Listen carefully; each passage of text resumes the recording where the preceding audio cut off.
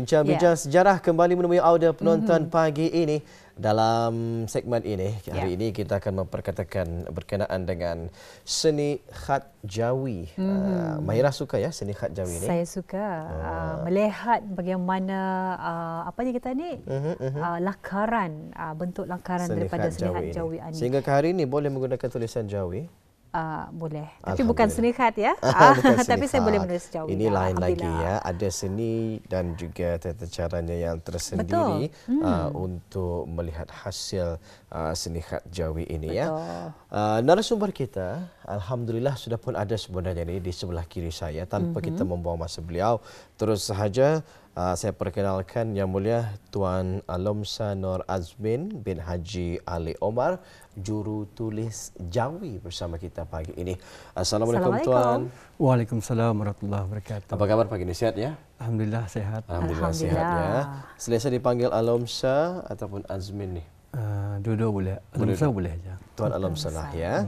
Jadi pertama sekali selamat datang Tuan Alomsa pagi ini ya. Terima kasih. Ke Rampai Pagi dan terima kasih di atas masa yang diluangkan dalam segmen bincang-bincang sejarah ini. Hari ini kita ingin melihat dengan lebih dekat lagi apakah dia seni khat Jawi ini ya.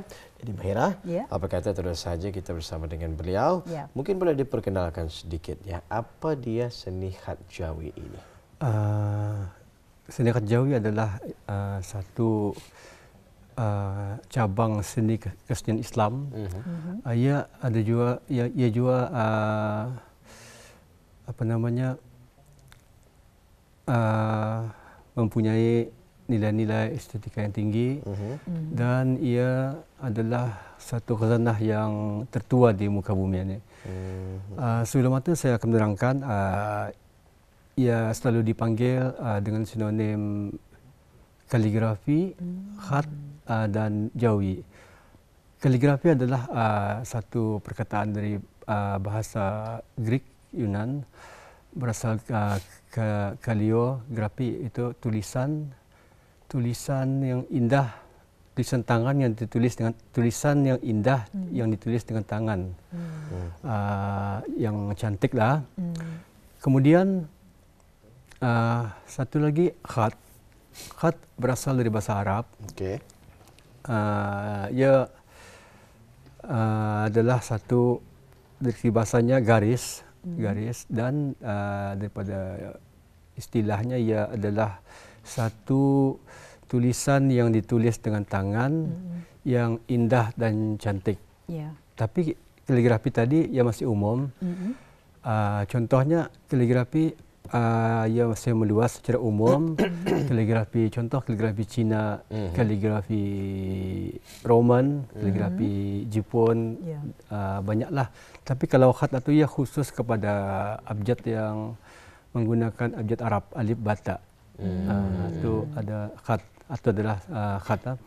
Dan satu lagi Jawi. Jawi ia berbeza sedikit. Jawi ia asal dari perkataan zaman dulu. Orang Arab memanggil bangsa-bangsa ataupun orang di sebelah Nusantara ni adalah Jawi, adalah bangsa Jawi ataupun tulisan Jawi dan bahasa Jawi. Ia berasal dari apa? Tanah Melayu ni di semenanjung Malaysia, Indonesia, di selatan Thailand sampai ke Filipina. Semua yang ada Melayu lah itu dipanggil Jawi. Sehingga apa namanya, ia masuk ke alam Melayu, Islam masuk ke alam Melayu, terutamanya di Brunei pada sekitar abad ke-13, abad 13 ke 15 zaman Sultan Muhammad Shah yang pertama. Ia sudah digunakan, dipakai. Setelah Islam itu masuk, jadinya ia membawa masuk Al-Quran dan hadis. Ia ada abjad Jawi atau abjad alif bata atau aksara itu kan dalam Al-Quran dan hadis untuk mempelajari lagi agama Islam atau dan seterusnya digunakan apabila ia digunakan seharian beragama. Kemudian ulama-ulama masa itu mencipta satu tulisan untuk berbahasa Melayu. Artinya dinamakan Jawi. Tapi disesuaikan dengan ada beberapa penambahan seperti huruf ca, huruf nga, huruf ga,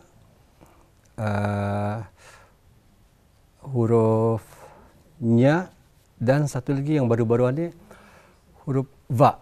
Huruf va ada macam wa ya bertitik. Biasanya cuma diorang menambah titik, macam huruf ghain ditambah titik 3 jadi huruf nga untuk menyesuaikan lidah kita di Melayu. Macam contoh kampung, pasal huruf Arab ada ya indah ada huruf nga, ca tu ada.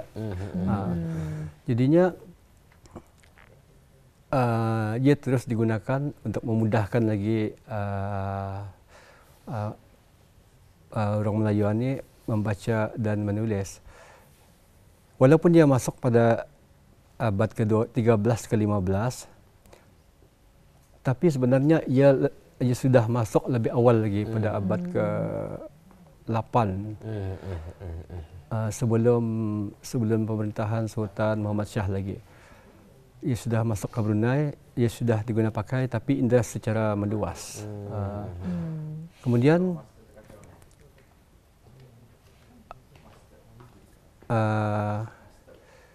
zaman abad ke-13 itu ia telah digunakan secara meluas dan diperkukuhkan lagi hingga menjadi tulisan resmi negara masa itu. Jadi maksudnya sudah awal lah ni awal ada awal sebelum ada tulisan Roman lagi, jauh lebih awal. Sebelum Sultan Muhammad Shah lagi tulisan Jawi itu sudah ada ataupun bahasa Jawi ini dia. Dan lagi juga rahmatnya juga tulisan Jawi ini kepada orang Melayu, orang kita ni terutama orang Brunei. Sebelum ada Jawi, tulisan yang digunakan tulisan Sanskrit iaitu namanya Pallava atau Kawi. Tulisan ini ia indah semua orang diajar, digunakan. Ia khas untuk orang atasan ataupun orang bangsawan saja. Jadinya masa itu masyarakat buta kayu lah, buta huruf masa tu. Anda tahu baca dan menulis pasal dia indah dibolehkan kan. Jadinya apabila datangnya Jawi itu, jadinya semua masyarakat itu menggunakan khat dan Jawi itu. Tulisan Pallava dan Kawi ini tadi ada didapati di negara kita ni? Belum. Tidak ada. Dalam simpanan belum ada.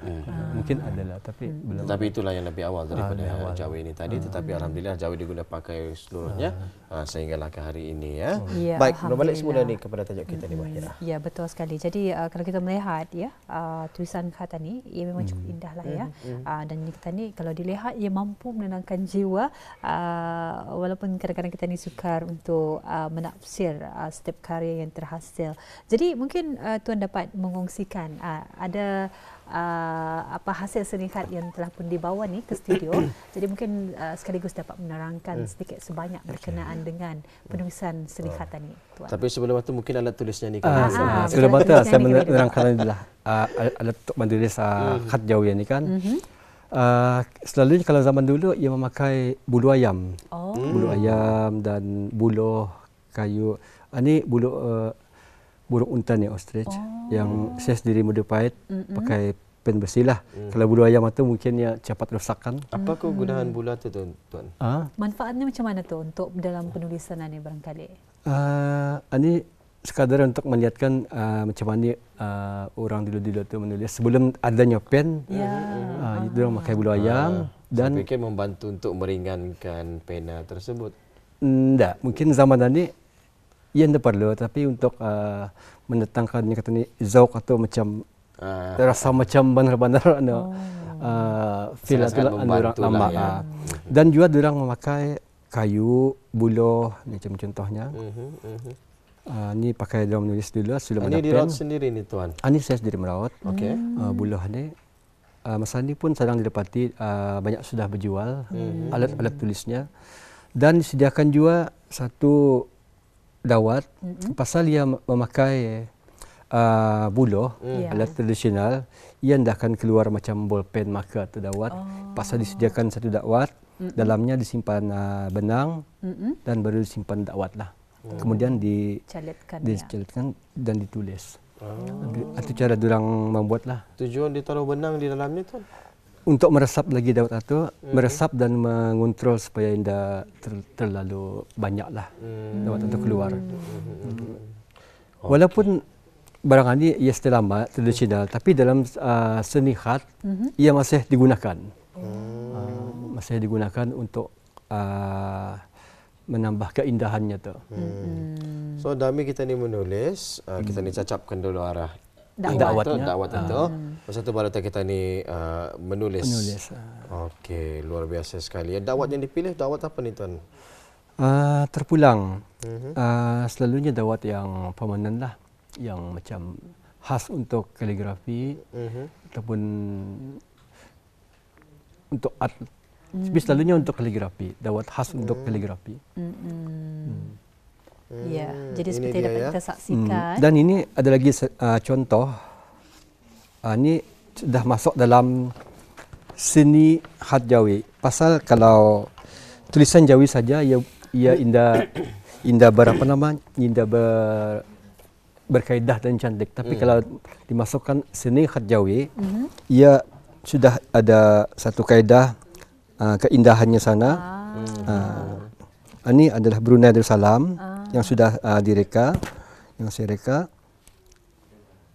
Ini ditulis di atas apa nih tuan? Di atas kertas yang khas. Ini kertas yang sudah diawet, diawet supaya tahan lama dan apa namanya ni? Ya cantik lah. Ya diawet dengan menggunakan, ada kalanya menggunakan teh ataupun kopi. Lepas tu dibancuh dengan tawas. Tawas dan dibiarkan kering lah. Jadi asalnya tuan kan membuat Brunei Darussalam ni dalam tulisan Jawi. Kemudian untuk menjadikannya satu seni, digambarkan seperti peta negara Brunei Darussalam. Ini kira saya sendiri menciptalah. Contohnya lagi, ini kalau yang ini, ia indah termasuk dalam Jawi. Okey. Pasal dia berbahasa Arab, Ad-Daimun Al-Muhsinun Nabil Huda. Pasal kalau ia seni khat Jawi, Jawi itu sendiri ia berbahasa Melayu, abjad ataupun aksaranya alif bata, aksara Arab, tetapi bahasanya Melayu. Ini contohnya, macam Quran itu ia bukan Jawi. Ia khat Islam ataupun khat Al-Quran. So boleh dipanggil sebagai seni khat Islam lah ya. Khat Islam. Okey. Baik. Salah satu lagi ada contoh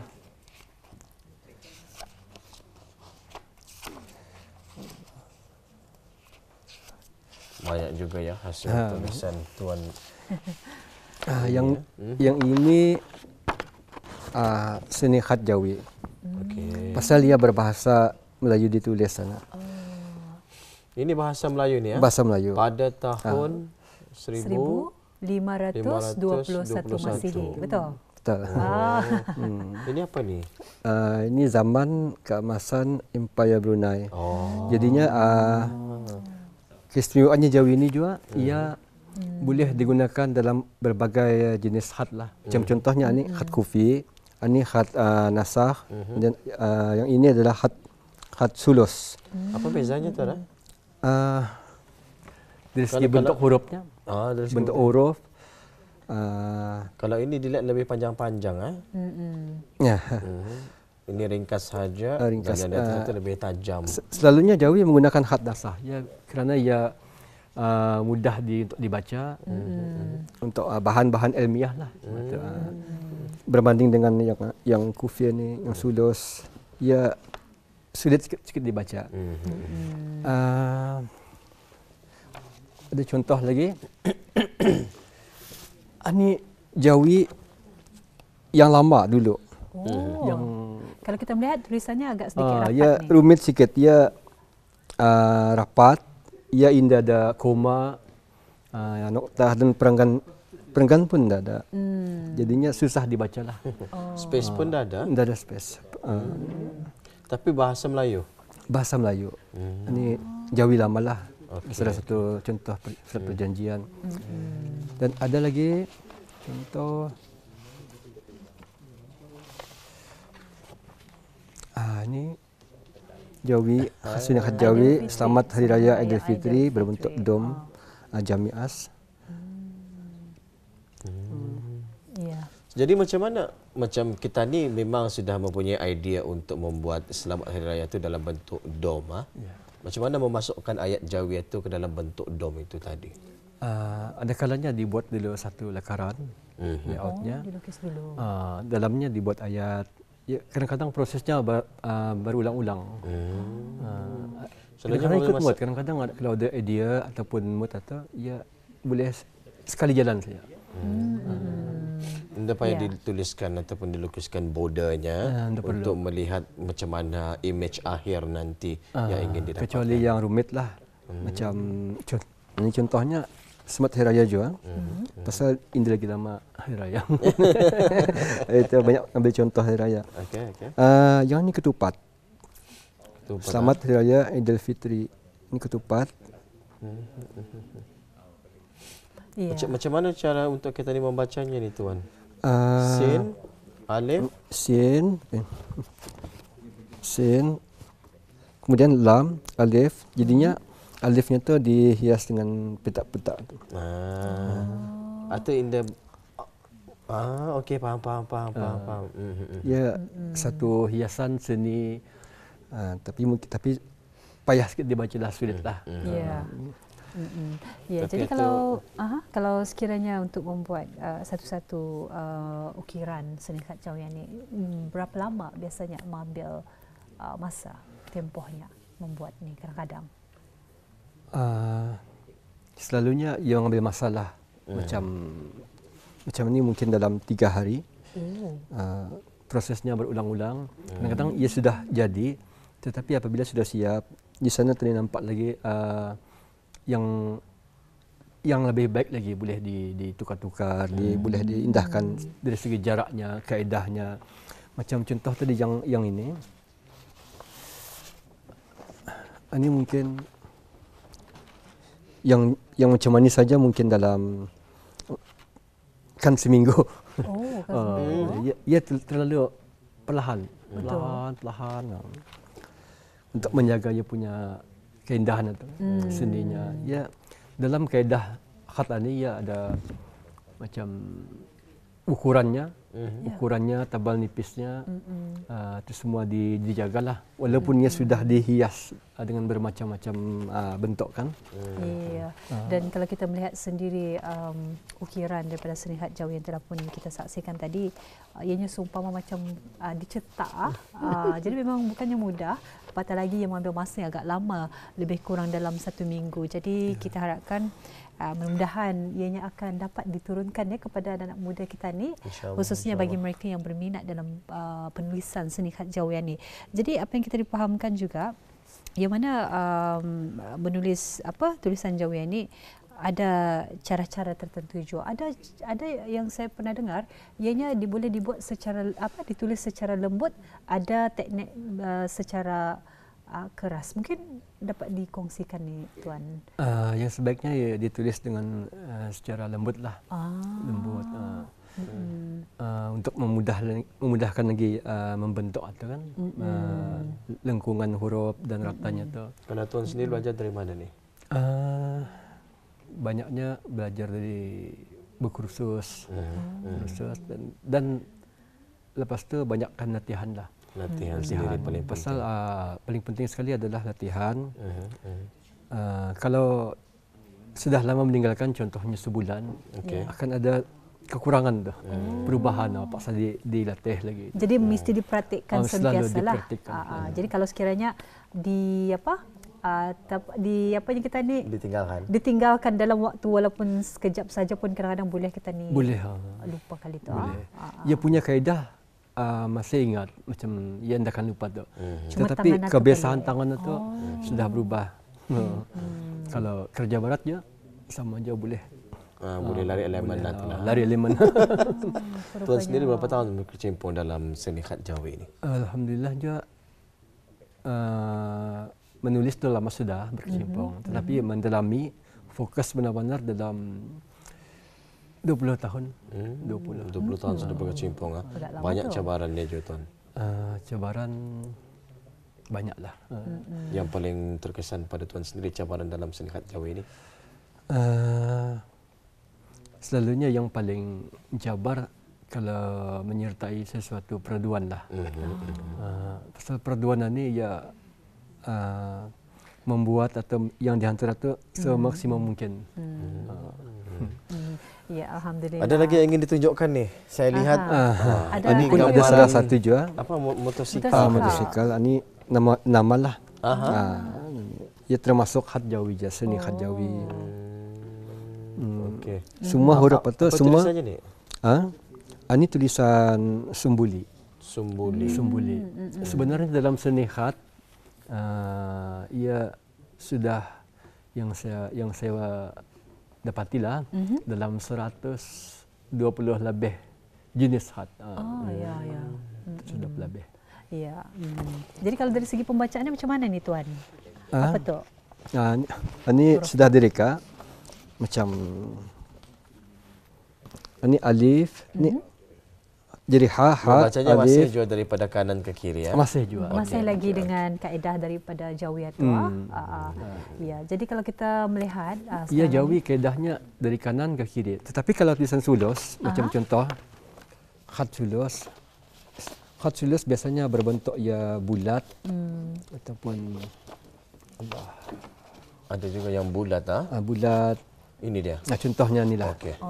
Ini riadah berbasikal. Wah. Yang hari Minggu di bandar. Ada kalanya ia dibaca dari atas, ada kalanya ia dibuat dari bawah. Tetapi ia tetap hendak lari mesti dari kanan. Dari kanan ke kiri. Dari kanan ke kiri. Riadah berbasikal. Dari atas tetapi masih dari kanan. Dari kanan menuju ke bawah. Ikut hiasan lah. Ada kalanya ya dari atas ke bawah, ada kalanya dari bawah ke atas. Okey, alhamdulillah ya. Jadi untuk masa yang singkat ini, dalam masa lebih kurang daripada 1 minit ni Tuan. Jadi mungkin bagi belia kita ni yang ingin berkecimpung dalam seni khat Jawi ni, bagaimana kita ni untuk mempertahankan seni khat Jawi ni Tuan? Disarankan kepada terutamanya belia lah ataupun remaja akan datang supaya selalu menggunakan cara mempertahankan menggunakan tulisan Jawi ini secara kalau boleh menyeluruh lah. Digunakan sekurang-kurangnya tajuk dalam sesuatu buku ataupun majlis satu kan tajuk itu sekurang-kurangnya tajuk. Kalau boleh lagi digunakan berbagai lah macam dalam penulisan, message, kehidupan seharian. Ya, alhamdulillah. Supaya dipertahankan. Dan selalu membuat satu pengajian lah. Pengajian macam contohnya ada bengkel ke. Cara untuk mempertahankan. Pasal di Brunei kalau kita ni cakap dengan Jawi insya-Allah akan bertahan sampai bila-bila. Tapi seni khat itu sukar untuk adalah mempertahankan. Pasal kemahiran tua yang kadang-kadang tidak diajarkan, perlu menghadirkan kursus sendiri dan juga banyak mempelajari di luar ya. Ya, alhamdulillah. Ribuan terima kasih kita ucapkan buat Yang Mulia Tuan Alomsa Nur Azmin bin Haji Ali Omar, jurutulis Jawi yang telah pun berkongsian bersama kita pagi ini dalam segmen bincang-bincang sejarah seni khat Jawi. InsyaAllah jika ada kesempatan Tuan, kita ini akan bersama lagi di lain waktu. Mungkin dengan perkongsian yang lain pula ya. Assalamualaikum. Waalaikumsalam warahmatullahi wabarakatuh.